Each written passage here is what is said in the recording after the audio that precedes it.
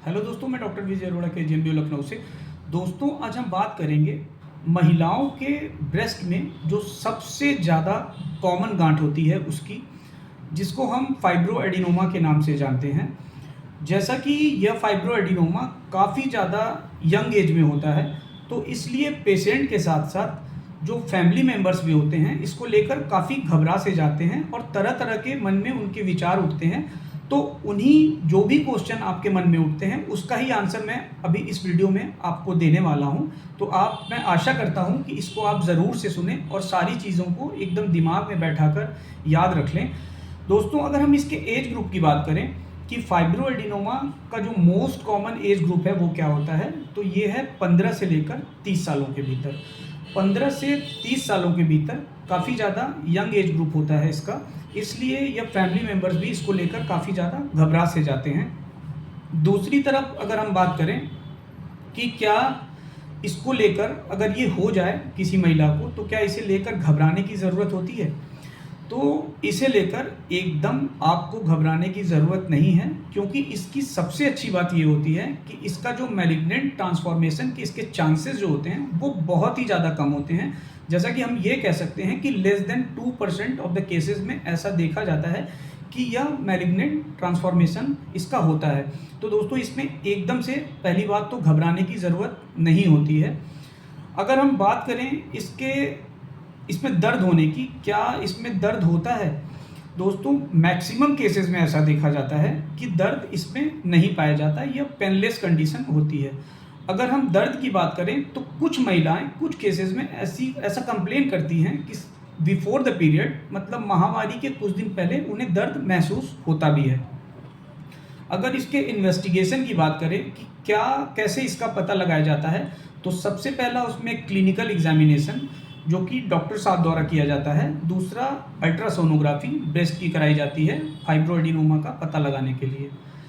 Fibro adenoma ultrasound पे maximum cases में clear cut दिख जाता है। तो ये लगता है कि क्या हमें आगे, जैसा कि मन में सवाल आता है कि क्या हमें टुकड़े की जांच करानी पड़ सकती है इसको कंफर्म करने के लिए, या कोई सुई की जांच करानी पड़ सकती है?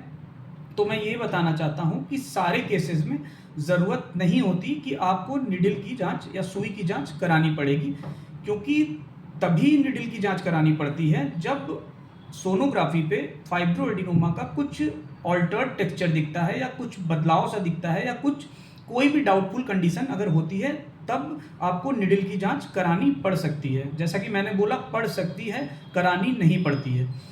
और अगर हम बात करें कि क्या कोई ऐसी दवा बनी हुई है जो फाइब्रो एडिनोमा को डिसॉल्व कर दे ब्रेस्ट में या उसको पूरी तरह से ख़त्म कर दे, तो इसका जवाब है नहीं, कोई भी ऐसी दवा नहीं बनी जिसका को दे दिया जाए जिसको पेशेंट को, तो वो ब्रेस्ट फाइब्रो एडिनोमा को डिसॉल्व कर दे। तो ये देखा जाता है कि 50% केसेस में फाइब्रो एडिनोमा की ग्रोथ होती ही होती है, वो समय के साथ अपनी साइज को बढ़ाता ही बढ़ाता है। अगर हम बात करें कि अगर मेडिसिन नहीं बनी है तो क्या फिर इसका इलाज तो सर्जरी है? जी हाँ, इसका इलाज सर्जरी है, लेकिन फिर ये लगता है कि क्या मेरी साइज इतनी है या मेरी साइज उतनी है, तो क्या मुझे सर्जरी की तरफ जाना पड़ सकता है? तो इसका जो डेफिनेट ट्रीटमेंट होता है, सही उपचार जो है, इसका सर्जरी है। लेकिन सारे केसेस में सर्जरी भी कराना मैंडेटरी नहीं होता है। कुछ इंडिकेशन होते हैं इसके, अगर उस इंडिकेशन में जो भी महिलाएं फाइब्रो एडिनोमा को लेकर आती हैं तभी उन्हें सर्जरी कराना मैंडेटरी होता है। जैसा कि इंडिकेशन की अगर हम बात करें कि क्या ऐसे इंडिकेशन हैं कि जिसमें सर्जरी कराना आपको पड़ सकता है। सबसे पहला, साइज। जैसा कि आपका फाइब्रो एडिनोमा मान लीजिए स्मॉल है और आप सर्जरी नहीं कराना चाहते, और आपको जैसा मैंने बताया कि कोई मेडिसिन नहीं है, तो आपको करना ये है कि 3 से 6 महीने के भीतर आपको अल्ट्रासाउंड कराते रहना है और अपने फाइब्रो एडिनोमा पे नज़र रखनी है। इसलिए क्योंकि इसकी साइज़ देखा जाता है कि धीरे धीरे, जैसा कि मैंने बताया, 50% केसेस में बढ़ती ही बढ़ती है। तो अगर साइज़ बढ़ती है तो कितनी साइज़ बढ़ जाए कि आपको सर्जरी की तरफ जाना पड़ सकता है? अगर फाइब्रो एडिनोमा आपकी प्रेजेंट साइज़ जैसा है उससे अगर 3 से 6 महीने के बाद आपने अल्ट्रासोनोग्राफी करा ली तो इसका साइज अगर डबल कर जाता है या उससे भी ज़्यादा हो जाता है तो ये सर्जरी के इंडिकेशन में आ जाता है। दूसरी तरफ अगर हम बात करें कि और क्या इंडिकेशंस होते हैं, तो फैमिली हिस्ट्री, जैसा कि फैमिली हिस्ट्री अगर पेशेंट के फैमिली में किसी मेंबर में अगर ऐसी हिस्ट्री है कि उन्हें कैंसर किसी तरह का हो चुका है, पर्टिकुलर ब्रेस्ट कैंसर अगर फैमिली में हिस्ट्री है तो यह भी एक इंडिकेशन बनता है कि आपको सर्जरी कराना ही कराना है। दूसरी तरफ हम बात करें कि कभी कभी फाइब्रोएडिनोमा, जैसा कि बताया मैंने, सम केसेस में पेनफुल हो जाता है।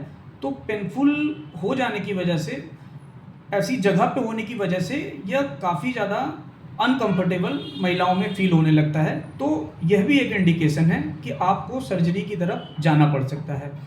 उसके साथ साथ जैसा कि साइज में ये काफ़ी ज़्यादा इम्प्रूव हो जाए, मान लीजिए आपका अगर फाइब्रोएडिनोमा 4 से 5 सेंटीमीटर का है, तो वो ऐसा देखा जाता है कि वो शेप को काफ़ी ज़्यादा ब्रेस्ट के बिगाड़ने लग जाता है। तो यह भी एक इंडिकेशन बन जाता है कि आपको सर्जरी की तरफ जाना पड़ सकता है। जैसा कि 4 से 5 सेंटीमीटर या उससे बड़ा हो जाने पर यह शेप को ऑल्टर करने लग जाता है, इसलिए यह भी एक इंडिकेशन होता है दोस्तों।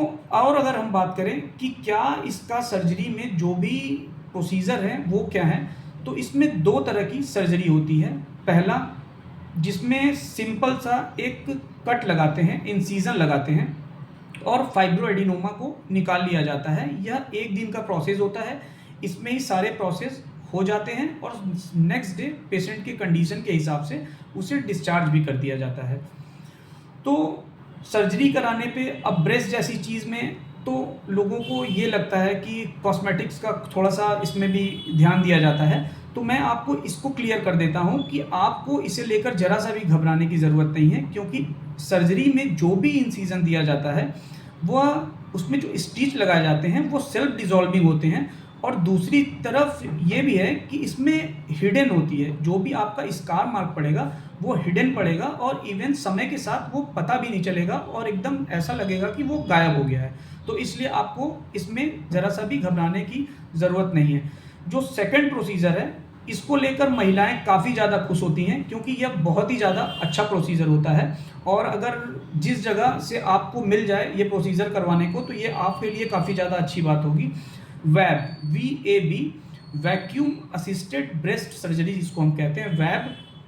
इस वैब में 2 mm का एक पोर्ट बनाया जाता है और अल्ट्रासोनोग्राफी के गाइडेंस के ज़रिए इस पोर से ही फाइब्रोएडिनोमा को निकाल लिया जाता है। इस सर्जरी की और एक अच्छी बात होती है, जैसा कि ब्रेस्ट है उसमें मल्टीपल 1, 2, 3 ऐसे अगर फाइब्रोएडिनोमा हैं, तो इसी पोर्ट के ज़रिए सारे फाइब्रोएडिनोमा का ट्रीटमेंट एक साथ ही हो जाता है। और ये भी 1 दिन का ही प्रोसेस है। दूसरे दिन पेशेंट डिस्चार्ज हो जाती हैं, अपने घर चली जाती हैं एकदम आराम से, और इसमें कोई भी दिक्कत नहीं होती।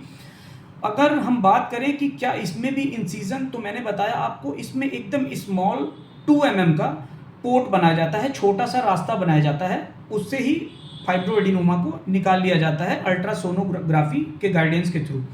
तो दोस्तों, इतनी जानकारियाँ जो भी मैंने आपको दी, मुझे लगता है कि इन सारी जानकारियाँ फाइब्रोएडिनोमा को काफ़ी हद तक कवर कर रही होंगी। तो मैं, जैसा कि हमेशा आपसे बोलता हूँ, कि अगर आपने इस वीडियो को पूरा देखा है, कि मैं एज ए हॉबी हमेशा ऐसी चीज़ें लाने की कोशिश करता हूँ जो आम चीज़ें हैं, और ये मेरी हॉबी है video banana.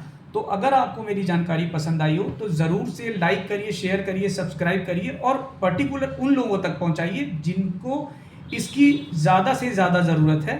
Thank you so much.